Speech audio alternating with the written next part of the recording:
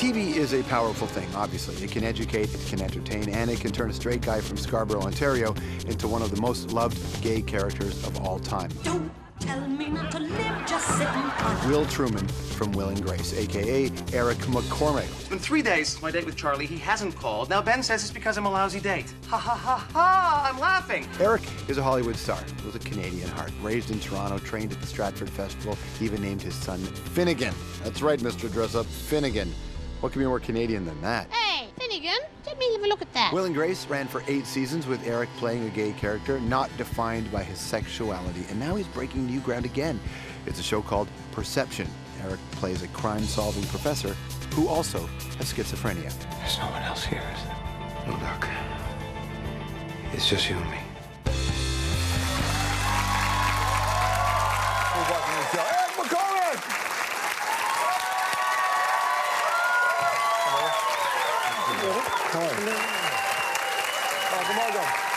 Nice to see you.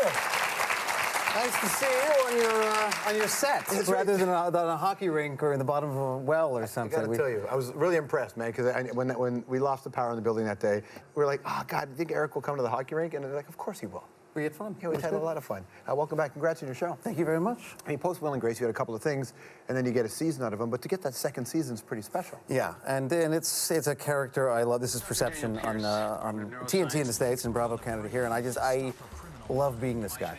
I love being this guy, and it's such a 180 from what I was doing before. You know that when you're going to play a role like this, it carries a certain weight to it. You have to reflect this responsibly, don't you?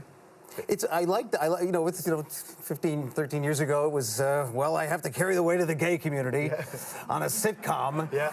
Oh, boy. And so, you know, it's like, now it's like gay schmay. Now I have to carry the entire mental illness community on my shoulders while I solve crimes. but that's the thing. I mean, that's the thing. So when you get into a role like that, do you then crave a role like that, a role that has some weight culturally? Yeah, absolutely, I think. I mean, it was not completely intentional, but I do like when a show, whether it be a comedy or a drama, has something else to talk about. You know, not just last week's episode was, so I didn't see that coming. I didn't think it would be her. It's like there's a bigger subject matter that we can affect, possibly. What was Stratford like for you?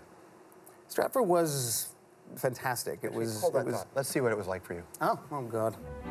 Sigh no more, ladies, sigh no more. Men were deceivers ever, 1 foot in sea and 1 on shore. To one thing constant, never, never, never. What to do? 1987. 87. It was great. That was the middle. I was 5 years there, and that was the third. It was fantastic. I mean, I learned most of what I know there in some form or other. Are you an anxious guy? Do I seem it? No. In that moment, yes.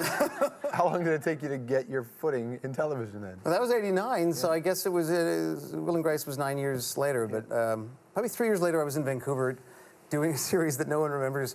I was Carl Weathers' partner in a cop show called Street Justice. Oh, I remember. I remember. I didn't bring an extreme level of machismo to it. I decided my character wasn't great at carrying a gun, for instance. I thought that'd be a quirky, fun thing for a cop to do. And I dropped my gun in one scene, and Carl, who always wore cut-off leather gloves, you know, with his, took me aside after the first take. Said, "What are you doing, man?" I said, "I thought, well, I'm new to the force. Maybe I'm not so good." He said, "That's ridiculous. A cop will never drop his gun. We'll never do that again." People are really excited to have you on the show because you met so many different people. I have a question. I want to play your question here. Hey, Eric, it's Rick. If you could go back into the past and talk to yourself when you were a young actor, like when I was teaching you, what advice would you give yourself? Or maybe other young actors who are just starting out today? That's Rick Hughes. Oh my God, that was Rick Hughes. That was my ninth grade English teacher, and then he directed me in A Funny Thing Happened on the Way to the Forum in grade 13. Wow, that was very, hi Rick. What advice would I give myself? Why don't you say hi to Rick? He's right there. Get out of here. Can I go hug him? Hey, Eric. Good to see you, man. Oh, how great. Oh, it's so exciting. Rick was extremely influential on me. I remember years later, I think I just turned 18. Maybe I shouldn't tell a story, but we met downtown, and we were friends now because he was treating me like treated me like a grown-up. Yeah. And I remember him saying, "The drink of the day is vodka and tonic. What are you having?" And I said, "I have a vodka." It was just we had a grown-up relationship that really helped launch me, I think, into... You were 18, so he had the drink in Alberta. 19. He had it in Alberta and Quebec. I'm not good with numbers. I was Suddenly Rick's 19 going to be... and 6 days, as I recall. But no, if I could give myself advice back then, I would say, cut your hair, for God's sake, and stop drinking so much beer. Because I swear, I feel like through my 20s, I lived a theater life, you know, and you don't think about how you look, and you finally, I remember getting into television and kind of looking around at this sort of Melrose Place world that I was in LA, going, how come I don't get hired? And it just took a while to kind of because everybody was super fit and kind of healthy. It's a whole weird thing, yeah. But I understand it in retrospect. Yeah, but listen, cry me a river, bro. You're going to turn 50 years old soon, and you don't look 50. The question I had for you is, in which attic, in which city is your painting aging? Like, it's you know, when I started to make Will and Grace money, I cloned myself. Nice. Yes.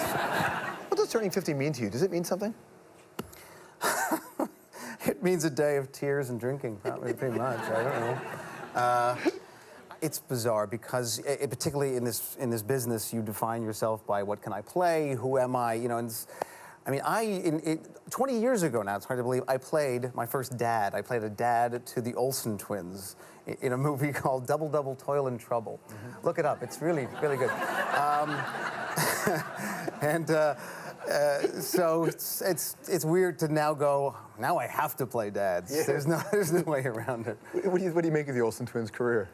Okay, I saw a picture today. Have you seen this in the People magazine this week? There's like her with her boyfriend. I unfortunately let my subscription to People run out, but... Well, I don't generally buy it, but you asked. No, you didn't, but you brought it up. I mean, it's the sexiest male issue, yeah. And I made it into one of the last pages. I can't believe it, because it's like as a guy turning 50, and I was like, oh, you don't have to bring that up. You're a qualified sexy man now. But there's a picture early on of one of the Olsen girls with her boyfriend, and he's easily 50. He might be 55.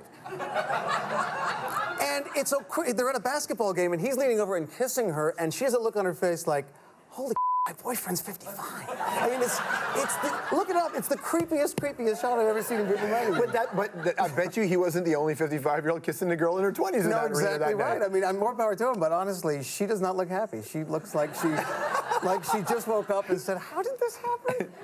What was your dad like in his 50s? I'm gonna have to do the math.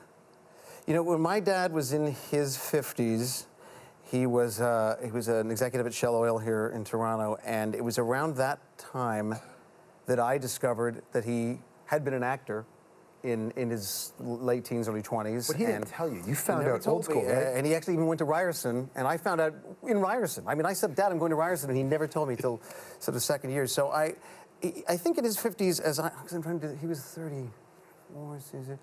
So yeah, he was a guy watching me at that point do the thing that he was probably trying to do at How did you find out? I was looking around in the attic for something, an old picture of my mother or something, and I found this scrapbook dedicated to my father's days as an actor at Ryerson. These pictures of Antigone and things like that, and he'd simply never mentioned it. I mean, you know, he came to see the funny thing happen on the way to the Forum that Rick directed, and you know, he'd say, oh, that was funny, it was a good show. But he would never say, like when I was an actor. Nothing. It was a total surprise to me. So I can only imagine that in order to get on with life in that post-war way, he had to tamp it down, get a job, and be happy. Well, you raised it with him. What did he say?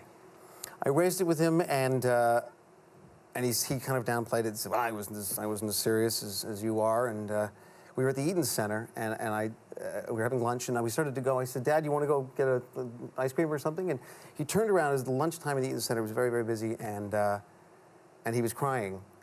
And he said, I'm very proud of you. And he gave me a hug and walked away back to Shell, and we kind of never spoke of it again. It was just kind of like, you go do what didn't seem practical in 1952. So good to see you, man. Thanks for coming in. It's great to see you. I appreciate that. As always, very good time. Season 2 of Perception. Bravo, Canada. We'll be right back.